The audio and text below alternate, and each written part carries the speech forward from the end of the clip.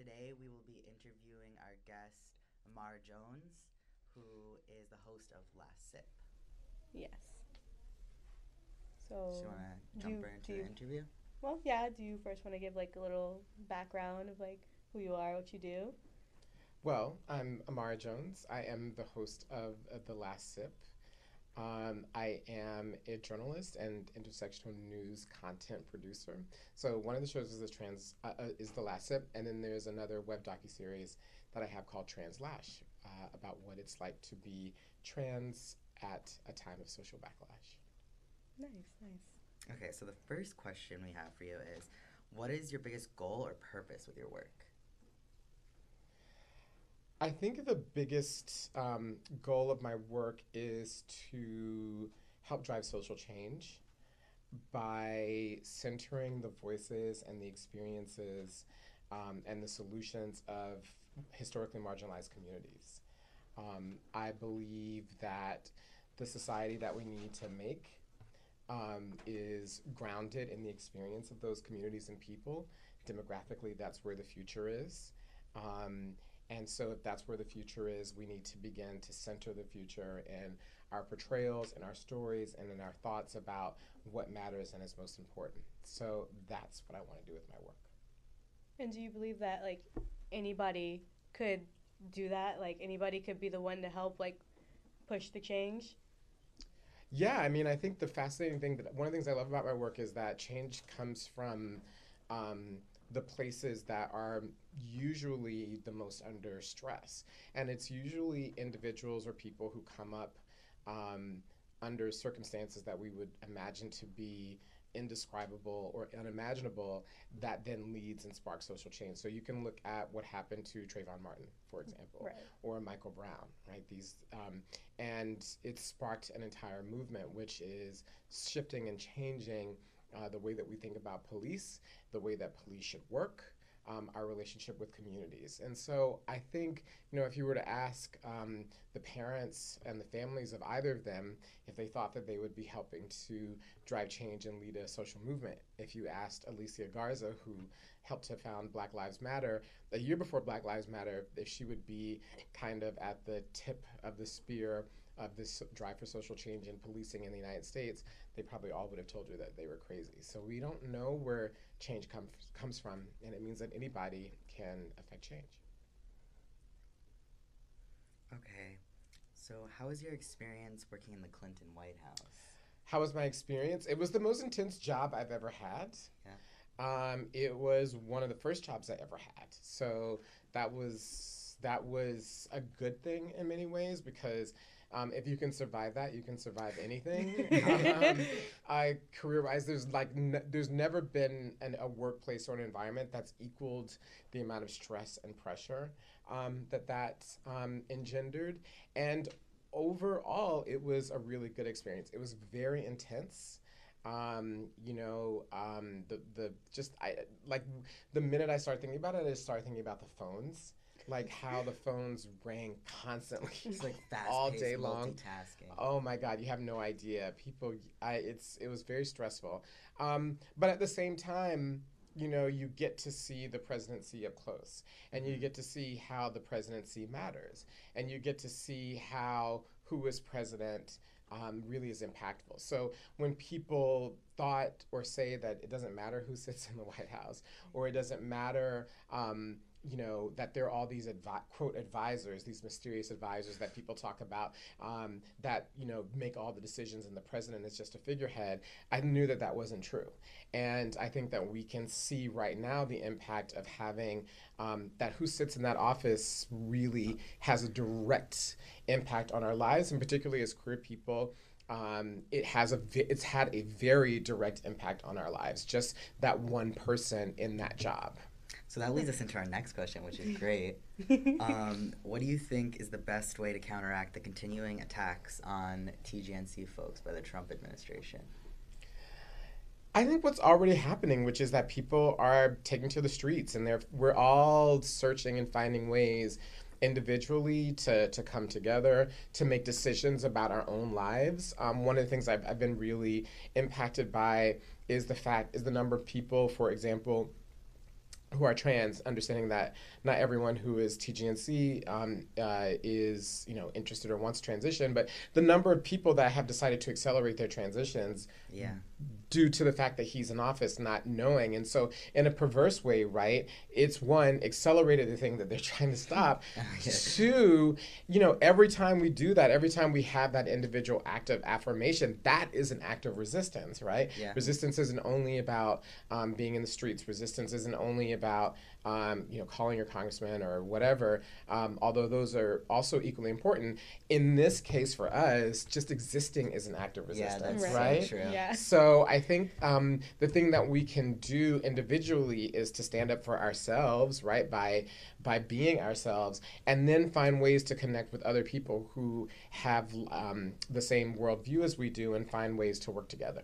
Yeah, uplift each other. Yeah, exactly. Right, and like talking about uplifting and like all these sort of things, like how would you gain like confidence with your image, like especially like being in a public platform, like How do you gain confidence? How have I gained confidence? I can only talk about myself. I don't know how other people can do it, because I'm sure there are more ways than one. I mean, like, you could be Donald Trump and everybody's told you you're great your whole life. And even when you're not, you think that you're great, right? Yeah, that's true. So that's one way to be confident. But I think for me, the more that I have listened to myself and honored my own voices and honored my choices, the more confident I've gotten. And and that's the way that I've gotten more confident.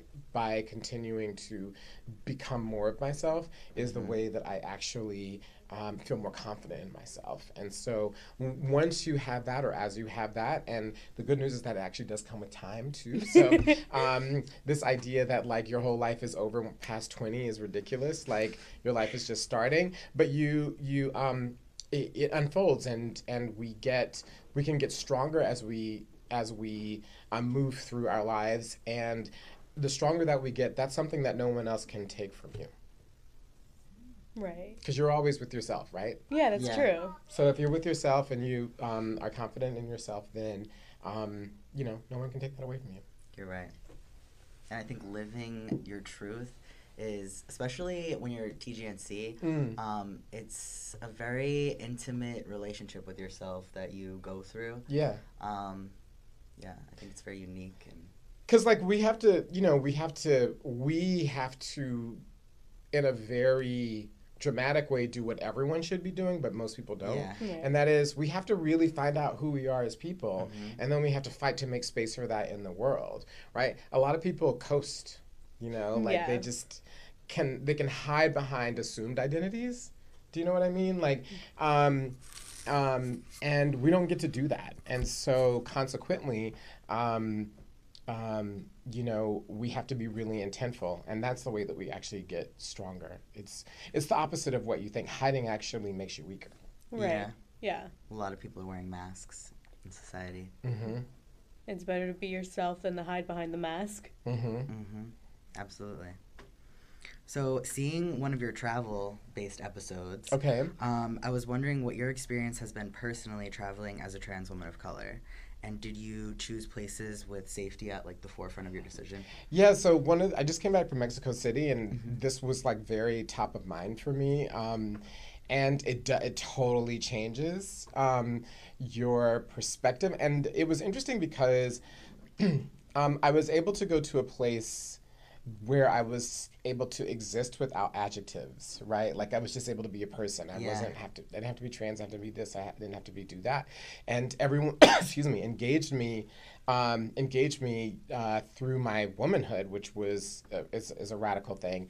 And so consequently, it's the way in which I thought about things. And so there are all these things that I was very conscious about not being out at going out by myself, or being out late, or being in dark places. But that was a consequence of my womanhood, not necessarily thinking about these other things. And I think that I would do that in general. And so it was a really affirming experience. I think travel is affirming. And I think that, again, like taking ourselves out into the world is a confidence builder. And so not everyone is able to do that. Not everybody has money. Not everybody has a passport. Like, we have to be realistic about that. But, you know, if ever, whenever you get the opportunities to travel, I think it is important. Now, there's certain places in the world where I wouldn't go. Right. And I wouldn't go because it is a dramatic safety issue. Right. But the good news is that there are lots and lots of places that we can go and be ourselves and get a totally different perspective, and that's a good thing. That's really interesting. Like, I know, like, I kind of feel the same way because I remember I had, for this program, I had to go and I had to go to Texas, and we had went to Austin, and Austin's such a great place because it's like, it's so like welcoming, and I felt like even like, I know New York is like pretty welcoming. It's like pretty like like LGBT friendly, but to go to Texas and to be able to like be myself and to not have to worry about anything, and like everyone will perceive me as like male. It was very affirming. It was very like really like grounding, like I should say. And I guess like I do agree. Like traveling does really help out. Yep. Sometimes it's good to go where people don't know you. Yeah. Exactly. It is.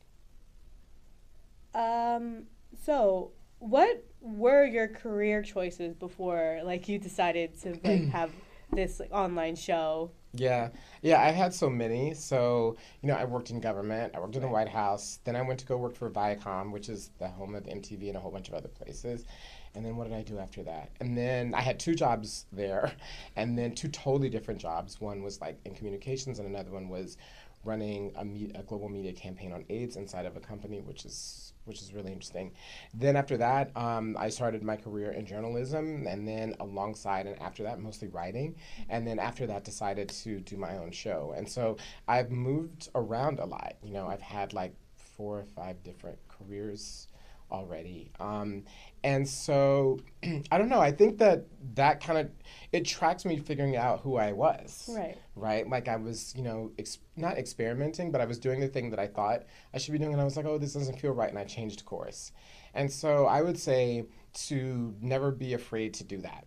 Or at least that's what I did. Now, that has consequences, right? Like, because if you know, it's not always the best thing for your bank account. It's not, you know, there are all these consequences for that. So there are these choices that you have to figure out what you can live with. But for me, all those choices was about figuring out who I was. And then I kind of had the same interest in each. And so all of the things that I've done have contributed to exactly where I am. I couldn't be where I am without all of those experiences. I relate to that, especially my time being homeless. As like a gender nonconforming person, you definitely gain a certain independence and you learn more about yourself.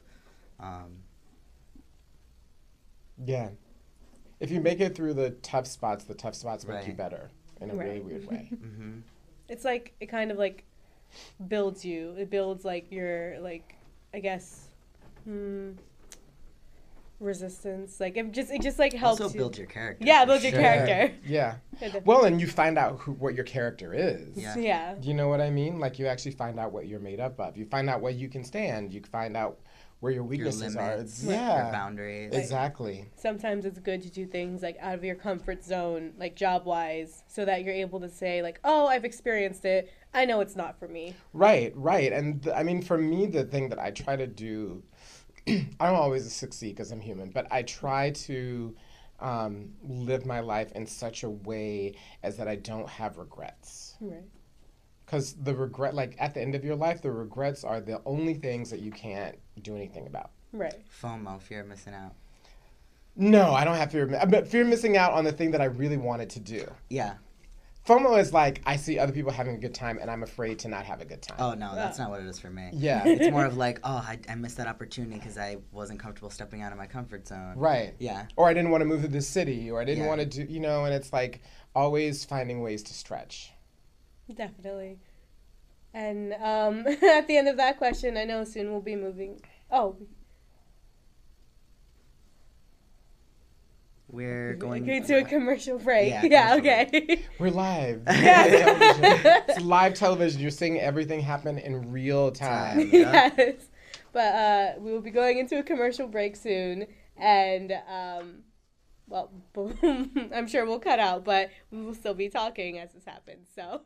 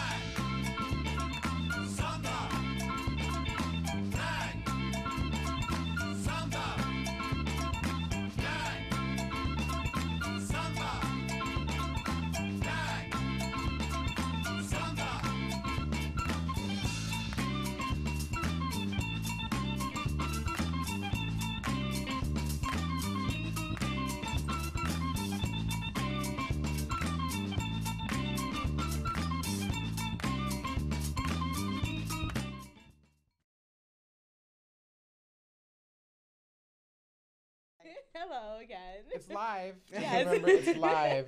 So we're continuing speaking to Imara Jones, the host of The Last Sip. Yes. If you are just tuning in, welcome. And So the next question I have for you is, what can white and or cis folks use their privilege, how can they use their privilege to uplift marginalized communities? Whoa. In your opinion, obviously. yeah. I mean, they have to step out of their comfort zone too, Yeah. right? Like, a part of having privilege is not ever having to confront anything, right? Right. The power of privilege is the power of evasion.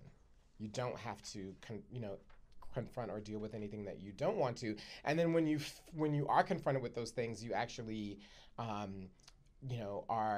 insulted, right? Like it's like when you tell someone who. So I think that that's one thing. I think listen. I think understand that a part of your privilege is based on injustice, and you have to make a choice whether or not you can live with that. Mm-hmm. And if you can't, you have to find something, a way to confront or deal with that. And just pick one thing. Pick one thing that you can do. Pick one issue that you care about where you're willing to use your privilege in order to make a difference. And I mean, hopefully you don't use your privilege in like a green book kind of way, like where you're the person that is centered in the story of Black people, excuse me, or people who are marginalized. Use your privilege in support Right. of other people, Right. in the service of other people. I definitely think listening is very important for people to take a step back and not speak over marginalized folks. Mm-hmm. Yeah, and to not replicate your privilege in spaces where you go to help. It's really easy to think that you talk first, or you're not even hearing the voices of other people because you've been trained not to, right?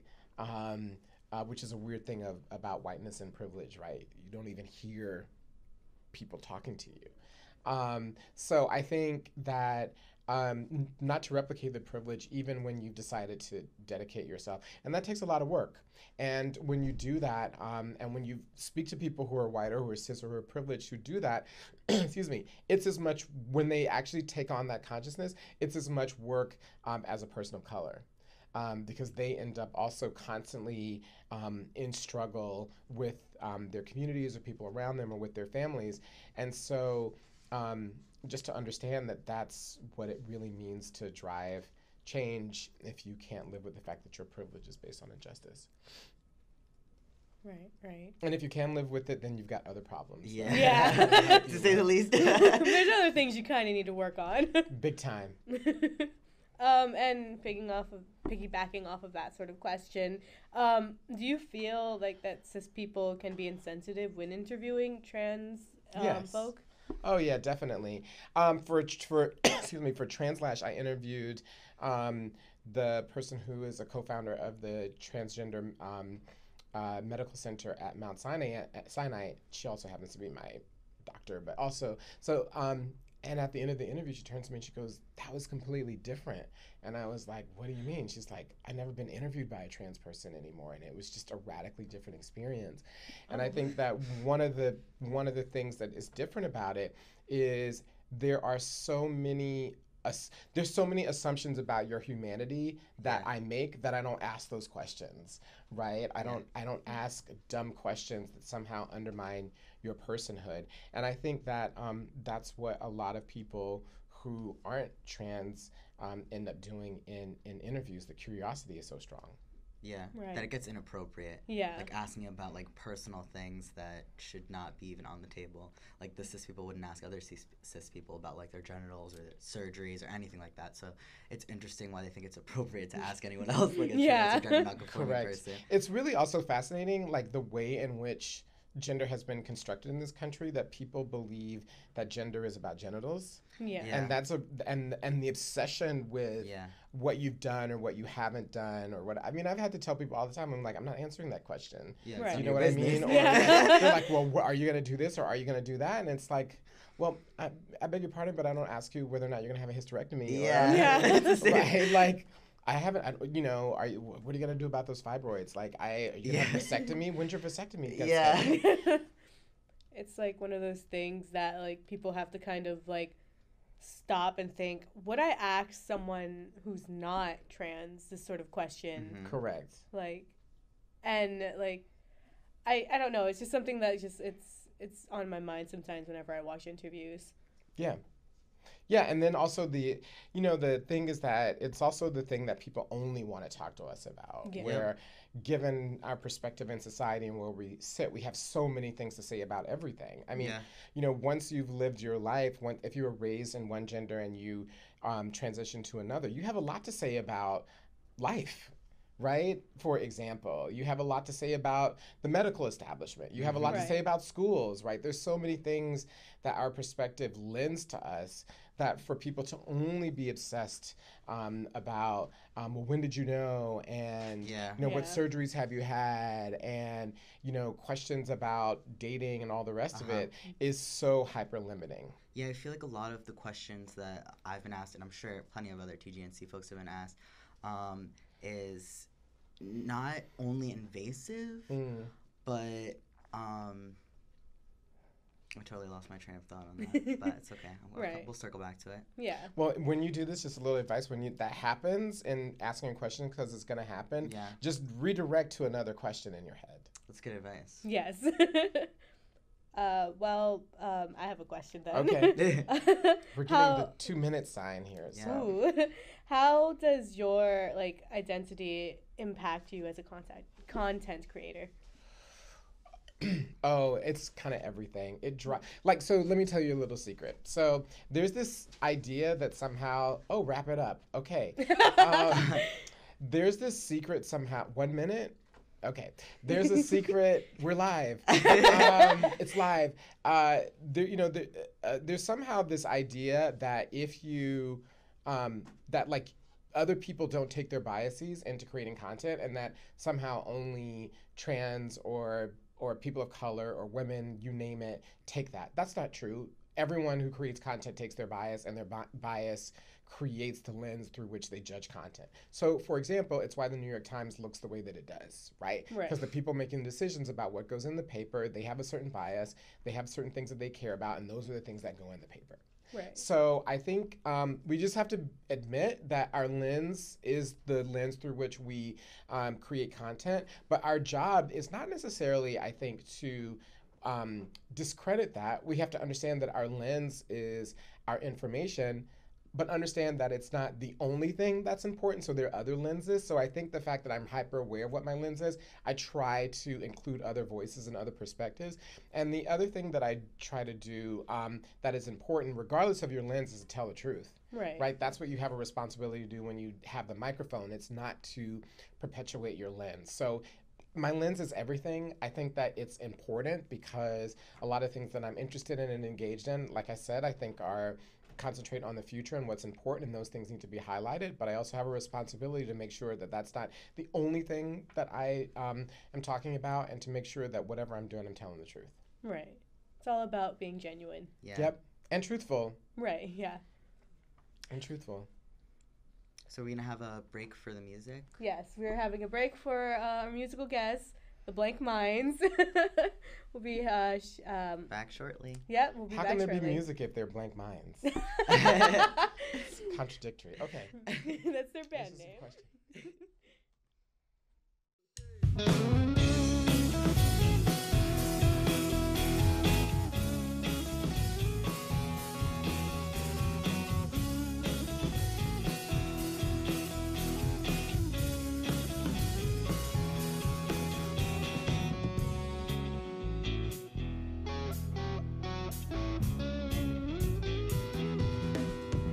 I don't care what you say. Oh, we're all just a little bit paid. Oh, I don't care who you are. Oh, just let people love who they want. You wanna take away basic rights, then look those broken people straight in the eye. Or tell them you'll make America great. Oh, I don't see how you can do that with me. I don't get why it's so complicated. Oh, I don't understand all the hatred. If you believe that America is free, or then believe in equality.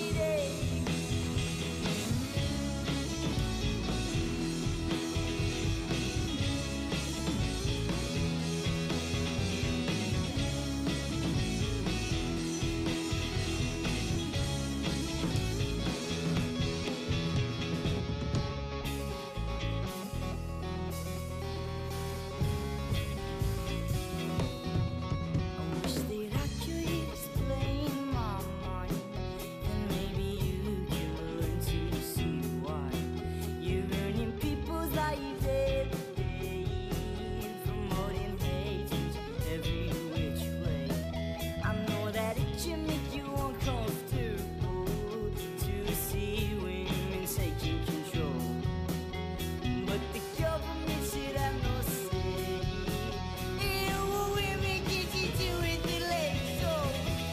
I don't get why it's so complicated. Oh, I don't understand all the hatred.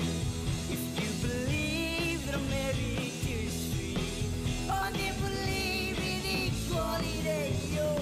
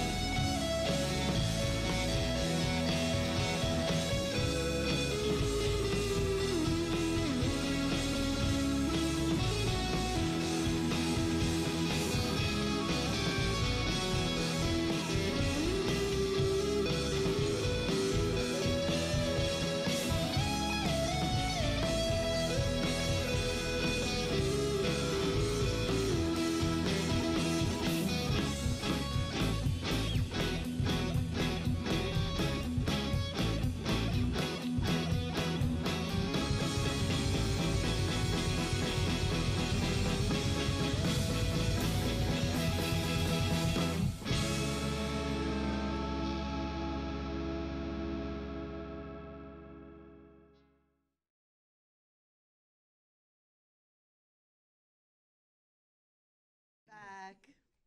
Hello again, everyone. And we have one final question before we wrap up the show, and is what advice would you give to us, like as another like sort of live stream show? Like, what sort of advice could you bestow upon us? I thought that you were going to ask me what's the last sip. I thought we were. You're right. What is the last sip? What is the last sip? Please. Okay. I think the advice as a show is to keep creating. The more you create, the better you get. The more you can build your audience, the better that you just get. And I think as people, just continue being brave, right? Like everyone, you got here because you were brave. It's So true. you just got to keep being brave. Thank you. Thank you so much for Yes. joining us. You're welcome. It was lovely talking to you. It really was. It's good to talk to you too. So how can people find you? Oh, and right. Contact you. You can find me on all of the social medias. My handle's pretty consistent. It's Imara Jones, IMARAJONES except for Twitter where you have to put an underscore between the names. So that's that. You can watch The Last Sip. You can go to thelastSip.org and watch our old episodes. We'll actually be coming back this fall. For Translash, excuse me, you can just go to YouTube and type in Translash and it comes up. So, and we're releasing a new episode on March the 15th. Ooh, so in 2 weeks on family. Tune in. Okay. And trans families, which will be really good. And we'll have a website and doing a big push around that. So good stuff coming. Nice. Where can we follow you, Zoph? Oh, I realized we didn't even introduce ourselves in the beginning. So I'm Zoph. My pronouns are he, him, or they, them. This is Sam. Yep, he, him. Definitely. You can follow my art Instagram at Z is for Zoph, ZOPH. What kind of other Instagram do you have? No. Okay, No. well, you said my art Instagram. So I use Instagram mainly for art. Okay. All right. I don't know if someone else. And you can find my Instagram. It's Dan the Vampire because I love vampires. I love them. Make sure to join us next week. Our topic is trans representation in media, right? Yes, it is that. And you know our social media, but we'll still say it anyway. Our Instagram is T for T. Our Twitter is T for T Official. And our Facebook is T for T Show. Thanks so much for joining. See you next week. Adios. Ciao. Adios. Thank you.